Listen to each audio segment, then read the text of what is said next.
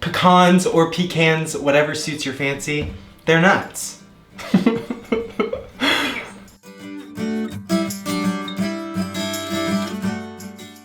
We are gathered here today for the matrimony of two iconic Southern desserts, a cobbler and a pecan pie. While it might sound a little unconventional, trust us, it makes a dessert that's exceptionally delicious and really easy. So follow along and learn how to make it with us. To begin the cobbler making process, you want to take a cast iron skillet, 9 or 10 inch, and go ahead and throw it in your oven while you preheat the oven to 375 degrees. This allows the cast iron to get nice and warm, which will be good for the cobbler batter once it hits the pan so that it starts to cook almost immediately. But we can also use the warmth of the pan to melt the butter that goes into the cobbler batter. That way you don't have to fuss with the microwave or melting it on the stove. While my pan is preheating in the oven, I want to go ahead and make the cobbler batter. The beauty of cobbler batter is it's just 1 cup of several ingredients. So in my bowl, I'm going to combine the 1 cup of sugar, 1 cup of all-purpose flour, 1.5 teaspoons of baking powder, 1/2 teaspoon of kosher salt. I'm going to whisk these to combine right before I add the milk. And then I'm going to add 1 cup of whole milk.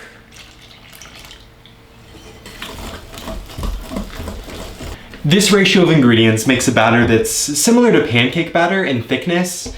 It's pretty runny and thin, but when it hits the cast iron pan and the pool of melted butter that'll be sitting there, it will both instantly start baking and setting, and it will also soak up all of that melted butter in the pan, making a pastry that's kind of gooey and soft, but also rich with the flavor of butter and the sweetness from the sugar in the batter.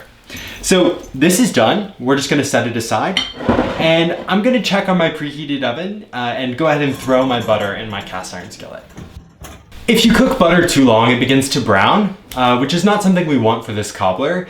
But since these ingredients come together so quickly, by the time we're done making the filling, it'll be just melted and ready for everything to go in. Just like the cobbler batter, making the filling for this cobbler is a matter of mixing everything together in one bowl.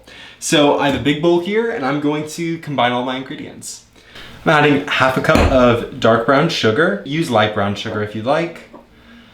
1 whole egg, 2 tablespoons of melted unsalted butter, 1 teaspoon of vanilla extract, 1/4 teaspoon of kosher salt, 2 tablespoons of bourbon. I'm just gonna whisk this together until the sugar begins to dissolve.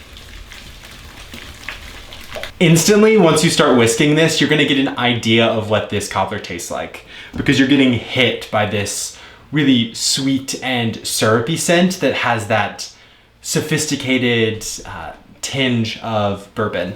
It's so tasty. And this is really just a riff of what's inside a pecan pie. We've removed the corn syrup because it's not really needed, but altogether it's all the same flavors that you would find in a traditional pecan pie. You can see that the filling ingredients are kind of homogeneous and that the sugar has dissolved.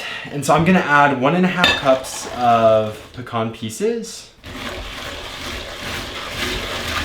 All right, now that the pecan pieces are added and everything is coated, our cobbler is ready to go. All right, let's check on the butter in my skillet now that both my batter and my filling are made. It should be fully melted and we can assemble the cobbler. So the first thing you want to do is take your cobbler batter and just pour it directly into the skillet. You'll notice that the butter kind of comes up and surrounds and almost covers the top of the batter, and that's it doing precisely what it's supposed to do. And then now you're going to take your pecan pie filling and we're just going to dump it in the center of the batter. And that's it. Now we just throw it back into our oven for 30 to 35 minutes until the pastry around the sides is slightly browned and kind of springs back when you touch it, and we'll let it cool and give it a try. It's been 30 minutes, so I can take my cobbler out. It is absolutely beautiful. You can see that the cobbler's pulling away from the edges of the cast iron, and it's beautifully golden brown with some light golden brown spots near the center.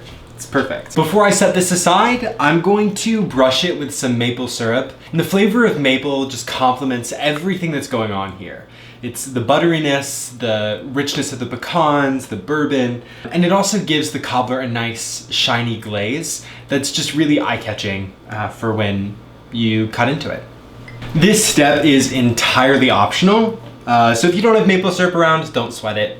But I do think it kind of elevates it just a little bit more. My cobbler is done, and it is still pretty warm to the touch, but it's not going to be too hot to burn me.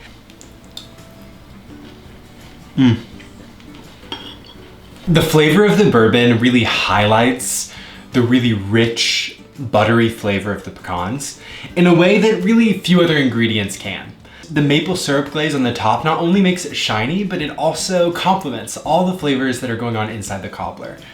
And then probably my other favorite thing about this is just the different textures that you're getting from the edge of the cobbler, which is really chewy because of its contact with the cast iron, to the fluffy cobbler in the center, and then the syrupy, gooey, but still crunchy pecan pie filling. All together, it's kind of the perfect dessert, and the only thing that I think could make it better would be a scoop of vanilla ice cream. If you've enjoyed this video, be sure to like and subscribe below, and if you make it, we want to hear about it, so let us know in the comments. Be sure to put any questions there that you may have, or if you have any dessert mashup ideas, throw them in there as well. We'll give them a look.